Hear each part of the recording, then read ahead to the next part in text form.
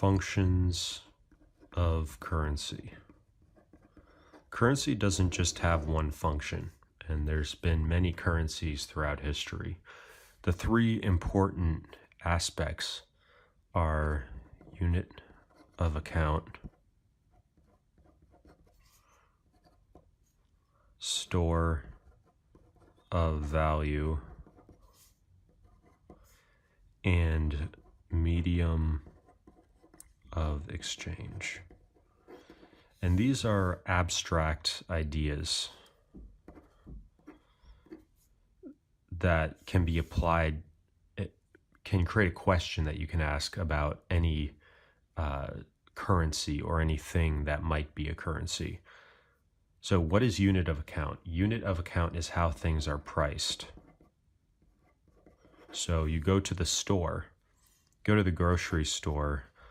What is the cost of milk? You're driving along the highway. What is the cost of gas, of diesel? So on that big sign, is it in euros or is it in dollars? Or is it in Bitcoin?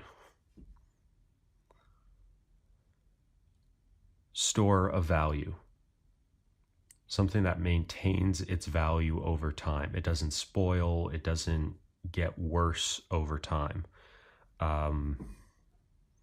That doesn't mean there aren't some fluctuations in it. Like gold is a classic example of a store of value. You can put it in the ground and dig it up 100 years later, and all of it is still going to be there. It doesn't rust like other metals might rust.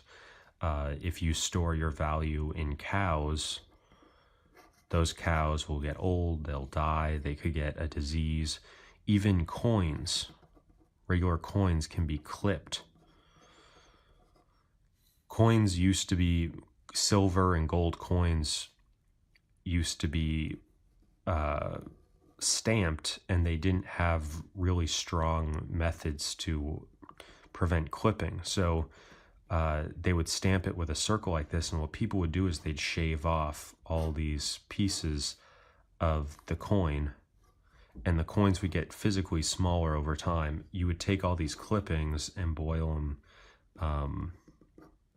or melt them down, and then you'd have leftover metal that actually had real value because it had silver or it had gold in it. So store of value. And then medium of exchange. This is something that can be easily traded.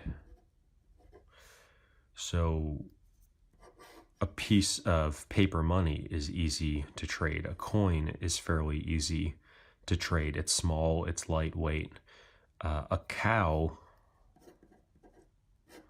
is not easy to trade. What's even easier is digital money, like PayPal.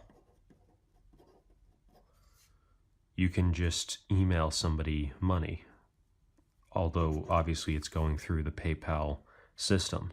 A lot of people don't know this. PayPal was originally designed to, they were trying to create their own digital currency, and they weren't able to do that, but they were able to create a really simplified way to send money online.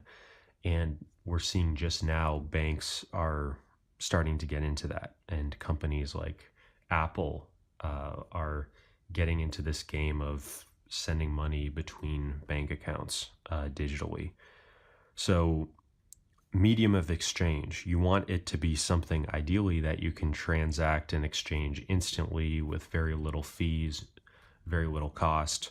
And but of course, digital money wouldn't be good as a medium of exchange if most people in the world didn't have a computer or a phone, or the internet didn't exist in most parts of the world.